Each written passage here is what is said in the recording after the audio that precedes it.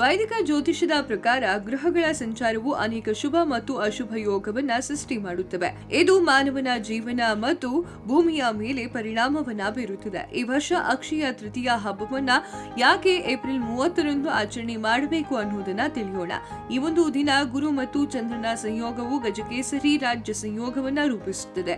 ಅಂತಹ ಪರಿಸ್ಥಿತಿಯಲ್ಲಿ ಈ ಒಂದು ರಾಜಯೋಗದ ಪರಿಣಾಮ ಹಲವು ರಾಶಿಗಳಿಗೆ ಭವಿಷ್ಯ ಉಜ್ವಲವಾಗಿರುತ್ತದೆ. ವೃಶ್ಚಿಕ ರಾಶಿಗೆ ಗಜಕೇಸರಿ ರಾಜಯೋಗವು ನಿಮ್ಮ ಜನರಿಗೆ ಮಂಗಳವಾಗಿ ಕಾಣಬಹುದು, ಏಕೆಂದರೆ ಈ ಒಂದು ರಾಜಯೋಗವು ನಿಮ್ಮ ರಾಶಿ ಚಕ್ರದ ಮೊದಲ ಸ್ಥಾನದನ್ನ ಸಂಭವಿಸುತ್ತದೆ.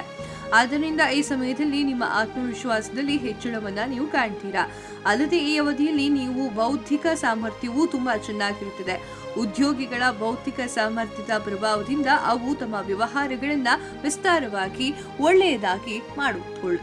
ಉದ್ಯಮಿಗಳು ಬೌದ್ಧಿಕ ಸಾಮರ್ಥ್ಯವನ್ನ ಪ್ರಭಾವಗಳಿಂದಾಗಿ ಅವರು ಉತ್ತಮ ವ್ಯವಹಾರಗಳನ್ನ ಮಾಡುತ್ತಾರೆ.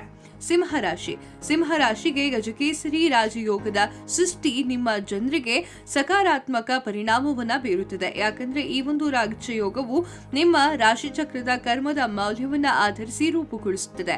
ಆದ್ದರಿಂದ ಈ ಸಮಯದಲ್ಲಿ ನೀವು ವ್ಯವಹಾರ ಮತ್ತು ಕೆಲಸದಲ್ಲಿ ಉತ್ತಮ ಪ್ರಗತಿಯನ್ನ ಪಡೆಯುತ್ತೀರಿ. ಮೂರನೇದಾಗಿ ಕನ್ಯಾ ರಾಶಿ ಗಜಕೇಸರಿ ರಾಜಯೋಗದ ರಚನೆಯು ಕನ್ಯಾ ರಾಶಿಯವರಿಗೆ ಒಳ್ಳೆಯ ದಿನವಾಗಿ ಸೂಚಿಸುತ್ತದೆ. ಏಕೆಂದ್ರೆ ಈ ಒಂದು ರಾಜಯೋಗವು ನಿಮ್ಮ ಸಂಚಾರ ಜಾತಕದ ಅದೃಷ್ಟ ಸ್ಥಾನದಲ್ಲಿ ರೂಪುಗೊಳ್ಳುತ್ತದೆ. ಆದ್ದರಿಂದ ಈ ಸಮಯದಲ್ಲಿ ನೀವು ಅದೃಷ್ಟವಂತರಾಗಿರುತ್ತೀರಾ. ಕ್ಷಣದ ಸುದ್ದಿಗಳಿಗಾಗಿ ಫ್ರೀಡಂ ಟಿವಿ ಸಬ್ಸ್ಕ್ರೈಬ್ ಮಾಡಿ, ಲೈಕ್ ಮಾಡಿ ಹಾಗೂ ಫಾಲೋ ಮಾಡಿ.